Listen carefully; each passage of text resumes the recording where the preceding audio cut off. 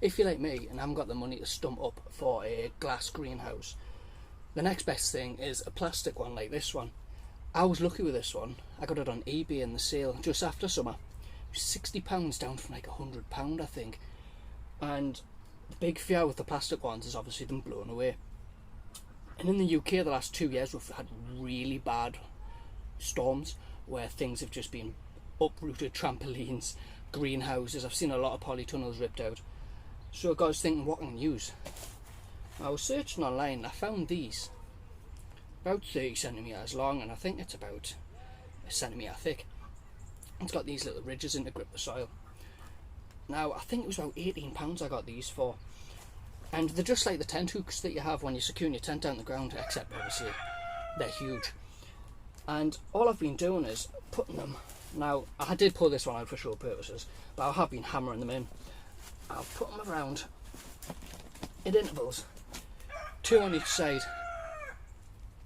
That's 8 of them. I think I had 8 of them. I could have, no, telling a lie. I had 10 of them. So I've got 3, 3, 2 and 2. Yes, that makes 10. My math was really off there. So I've put them down. Now, they do give a lot. There's no give whatsoever.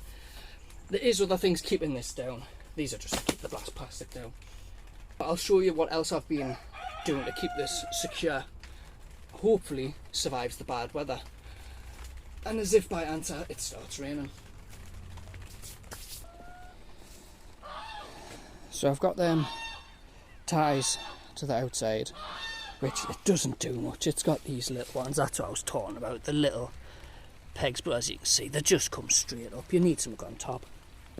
But right around the greenhouse, what I've done is there's an extra flap. It's about 15 centimetres extra.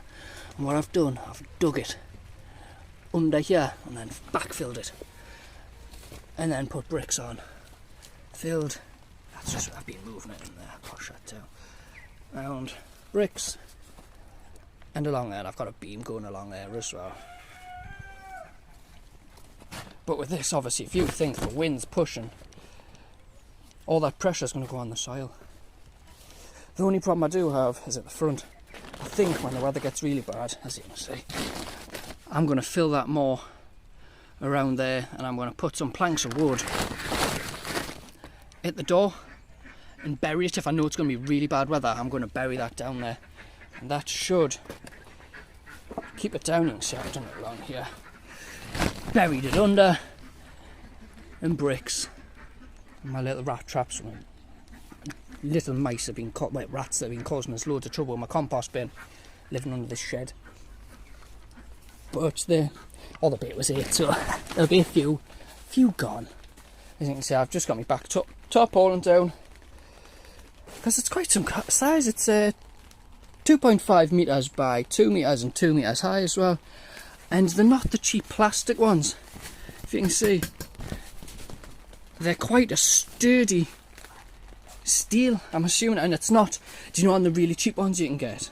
I say really cheap, they're about £50 when you go to Wilko, B&M, they're about £50, and they've got plastic connectors in between, which I've had one before, and it literally just snapped in the wind.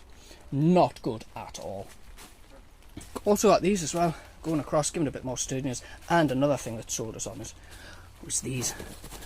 Obviously it's shut now because the weather's not that good, but vents there, cause a nice cross breeze coming through. So if I've got the tomatoes, obviously there's a nice breeze coming through, going to stop the mould happening. My only gripe I would say is at the top. You can't see, but there's no bar going across, which I would have preferred, because then I would have pegged that down as well. Same with the front, I would have pegged the front down as well, or put at least like a brick on them or something to keep it steady there. But I think I've done enough to support it during winter. I may dig it in a bit more around the outside of it, but inside wise I don't think I could do anything else.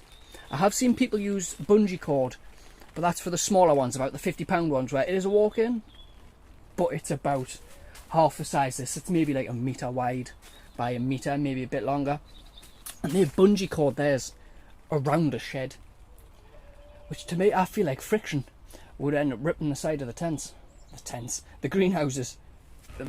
I would wait till the summer because Wilco, eBay, Amazon, they all have deals on greenhouses like this. This one's an out sunny one, and this was £60. I mean, I would think that's a cracking deal. It was down from 100, and eBay had another deal on it. And if you're like me and you can't afford one, it's the next best thing. Even better in my opinion sometimes with the greenhouses, because their windows smash at the cold. They shouldn't, but I mean, I'll keep an eye on. Hopefully this one will hold up over winter. I am quietly optimistic for the things I've done for it, and it does seem tough. There's nothing to rip it around. I am keeping top on the weeds. I'll show you. Now if you look, bloody blackberries. These are the only worries, but with this board here, I'm hoping it's protecting it a bit from the wind. It's the same with the back here.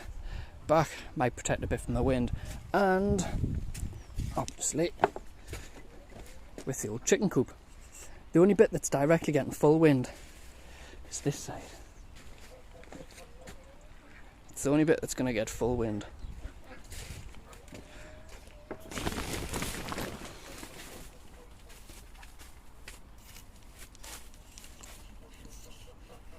Learn something with them pegs, because I don't see many people using them. I know a lot of people won't be lucky enough to have an allotment, but there is other ways that you can secure it down sort of the same way. Don't use the pegs, maybe use brick, old compost bag, fill it with your spent compost, keep it down that way. The channel, if you could like and subscribe this, and I'm going to try and make at least one video a week, trying for 2. But I've also got Instagram to show my progress on my new allotment, and I'll link that in the description.